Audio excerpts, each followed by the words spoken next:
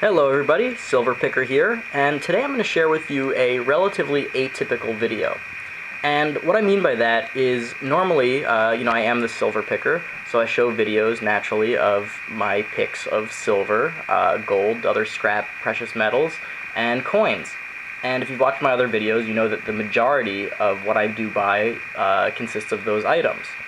If you've noticed recently, I've been buying video games and DVDs and a few other things that catch my eye that I know I can flip for a quick buck. And this is a very good reason why one should diversify what they pick and not just pigeonhole themselves like I once did. Had I stuck only with silver and gold and coins, this weekend would have been a total failure. But because I've diversified, not only was it not a failure, but I would say that it's actually a pretty nice success. So let's get into what I found. First thing I found was this little gold-filled pin. It's made by a costume jewelry company called Winnard. I bought it because actually the GF for gold fill was obscured when I was looking at it, so I saw it said 12K. But based on the manufacturer, I figured that it had to be gold-filled.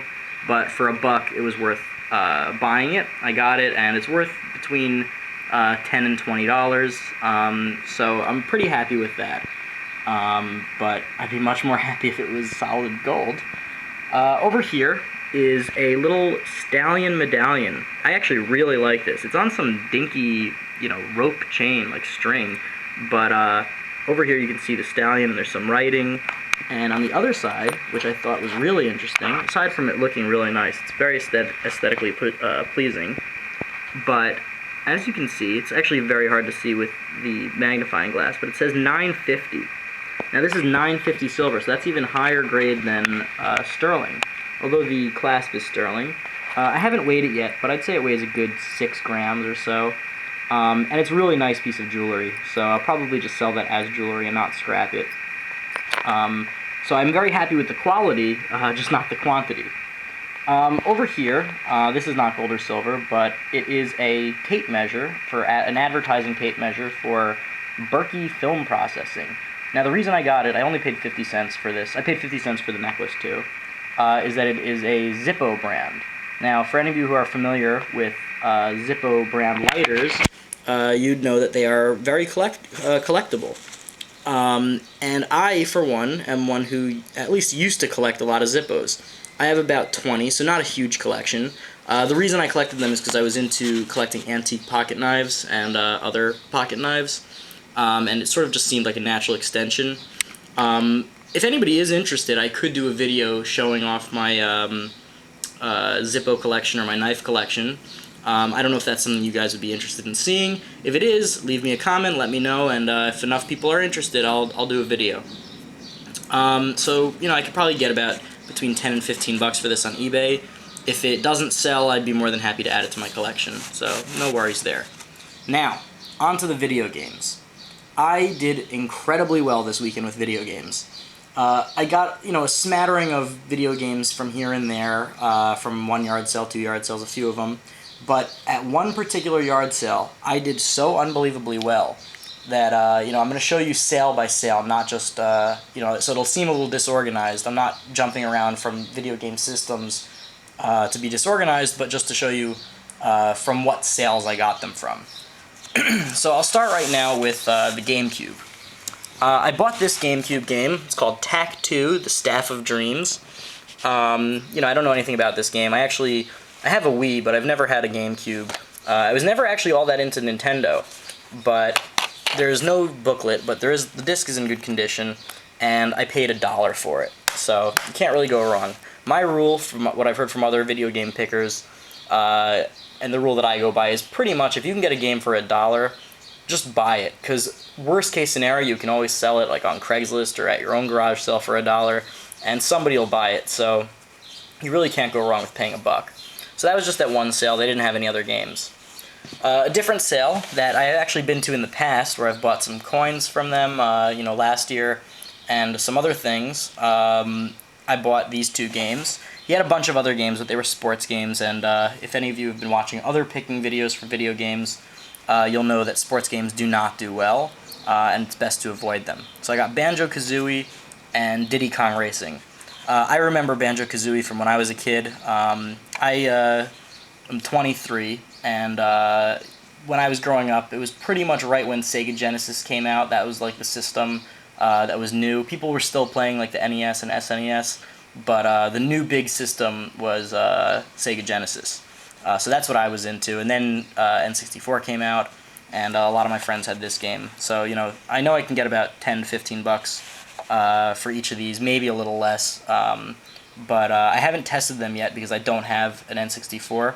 I assume I'll pick up an N64, an NES, and all sorts of other systems over the course of the summer, and then I'll be able to test them. If that's not the case, I can, you know, go on Facebook and ask my friends who has a system that I could use to test it, and then I'll do that and sell them. But in the meantime, I'll just collect a bunch so I can put them in a big lot and sell them at the end of the summer. So the next sale I went to was this Japanese family, who I believe were a family of diplomats, because they were moving after I talked to them briefly. They'd only lived in the States for about a year, and you know, everything they had was Japanese, and they were moving again back to Japan. This is very interesting. I saw it said PlayStation. It was in a junk box. I gave them 50 cents for it. What it is it is actually a Pocket Station, which is a add-on for the PlayStation that was only available in Japan, and it sells for between 25 and 50 bucks on eBay. So that's a, you know, pretty good return on an investment for 50 cents. So I'm gonna put that up pretty soon. And at a different sale, I got a yellow Game Boy Pocket. Now, when I was a little kid, I had the original, you know, big gray brick Game Boy, and then I got a Game Boy Color, but I never had the Game Boy Pocket. I haven't tested this yet, but it looks pretty good. I think it's gonna work. I paid $5 for it only because it was the yellow one, and I've seen the yellow one sold with the yellow Pokemon game. It sells for like 25 bucks, just because it matches. Generally, I would not have paid $5, I don't think, for the Game Boy, but I don't think I'm going to lose money on it, so hopefully I'll make something. And on to the next thing. Whatever you see from this point out, I got from the same sale, and guess what? I only spent $40. It's going to blow your mind. Alright. First off, let's start with the Sega stuff. Sega CD. I got Bram Stoker's Dracula, which also includes a second game of Mary Shelley's Frankenstein. It's a 2-disc game in the box with the booklet. It only has the booklet for the Bram Stoker game. I assume that it originally came with 2 booklets, but I'm not sure. But it's still, I think I could probably sell it for at least 10 bucks. So I did pretty well on that. Mighty Morphin Power Rangers, also with the booklet, and it still has the original, like, sponge thing that keeps the CD in place. So this is 100% complete, and I think I get between 10 and 15 bucks for it. Echo the Dolphin. I actually remember this game on the Sega Genesis version when I was a kid. I never particularly liked it, but it was pretty popular, also about 10 to 15 bucks. The next is Sonic CD. This I saw on eBay selling for between 20 and 30 bucks. So this is a fantastic one. This one almost pays for everything on its own. It's in fantastic shape. It's got the booklet, it's got the box, so that's really good. On to the Genesis games. I bought a Greatest Heavyweight that was in the box. The box of games, I mean. It does not have its own box. There's actually something rattling around inside. It must just be a little loose piece of dirt or something. You know, all the pins look pretty good. I would guess that it does work. Once I have a Genesis, I'll try it out. Over here, classic game, Mortal Kombat. I had this game when I was a kid. I don't know what happened to my Genesis. I think I gave it away when I got a PlayStation 1. But, you know, now I wish I kept it so I could test these games. But, you know, it's in the box, it's got the manual, looks in great shape. You know, maybe I could get about 10 bucks for it. So that would be nice. Next up was the only thing that was a system. I got a Game Gear. That was in the box, and it came with the power adapter. So I didn't even need batteries. I could just test it out. Works well. You sort of have to angle it a little bit so you can see the screen better. I don't know if that's how Game Gears were. I just don't remember, or if there's something wrong with it. but it does work. You can play the games. It works, perfectly. And that was in that box. And it came with 4 Game Gear games. NBA Jam, which had just the booklet, where I tested it, it works. Wimbledon Tennis with the box and booklet, works. T2, Terminator Judgment Day, just with the box, no booklet, but it also works. And last but not least, Star Wars with the booklet, and it does indeed work. That's 4 games, and the system, and the adapter, and that was all part of the deal. It also came with this Sega Game Gear poster thing, advertisement. It's a Batman poster. Maybe I could even sell that, I don't know. Next, this was in the box too. It is a adapter, and it says Fisher-Price Division of the Quaker Oats Company. I have no idea what this thing is for. I would kind of guess, it says AC adapter, so I don't know what it is. Maybe it's a remote control car. Who knows? But I've heard in other people's videos that if you get these, with another deal, even if it doesn't have anything to connect to it, you should hold on to it in case you get that item, or in case somebody might want to buy a replacement. But I don't really want to hold on to junk. What do you guys think? Should I keep it, or should I get rid of it? Additionally, another similar question is Sega CD Dune and Sega Genesis General Chaos. These were both in there, but even though they both have the booklet, no game. Most of the time you just get the game and no box. This time I got the box and no game. Do you think I should hold on to these in case I get the games loose, and then I could increase their value by putting them back in the box? Or should I just not waste my time and junk up my house with them and just, get rid of them? What do you guys think? So, comment and let me know. So that's all for the Genesis stuff. I think I showed you this stuff already. The Diddy Kong and Banjo-Kazooie. If not, I got them for $1 each. And here, onto the NES stuff. I got 4 NES, the original Nintendo Entertainment System controllers, the Nintendo NES Zapper, which says 1985. They're all in great shape. I haven't tested them yet because, yet again, I do not have a Nintendo system. But the wires are all in great condition. The buttons don't stick. They're aesthetically in great condition, so they seem to have been treated really well. So I would guess that they do work. I would like to test them out, but I'm pretty confident that they work. I got this nifty Nintendo brand. Let's see if you can see that. Yeah. NES shelf. It holds, I think, 24 games. I see these going on eBay for about 25 to 30 bucks. So that alone pays for almost the entire group. Again, I'm telling you, I paid 40 bucks for all the stuff that I just showed you. And now I'll show you the NES games that I got. This was by far and away the most in quantity. I got Duck Hunt, and I'll show you with that. There's also Super Mario over here, Super Mario Brothers. Now, the interesting thing about this is when I remember these 2 games came on 1 cartridge. And I'm looking on eBay, and every time I type in Duck Hunt or Mario Bros, they come up as the game in 1 cartridge. I've never seen them separate. I don't know if these are rare or worth more or worth less. I don't know. If anybody of you gamers out there can give me some info on that, I'd really appreciate it. So those are 2 of those games. Also Super Mario 2. I see that usually goes for like 10 bucks on eBay. I got Castlevania. That also I think is a big seller. Not super rare, but Gunsmoke. Now this has a different label than some of the other ones I've seen. I don't know if they came out with more than 1 alternate labels, or if this one's worth more or less. Again, if you have any info on it, please let me know. I got... Also notice, every single one of these has the dust cover. Some of them the Nintendo ones, some generic. This one is Tyson Punch-Out. Also gets about 10 to 15 bucks on eBay. Double Dragon, The Revenge, 10 to 15 bucks on eBay. Excite Bike, like 5 bucks.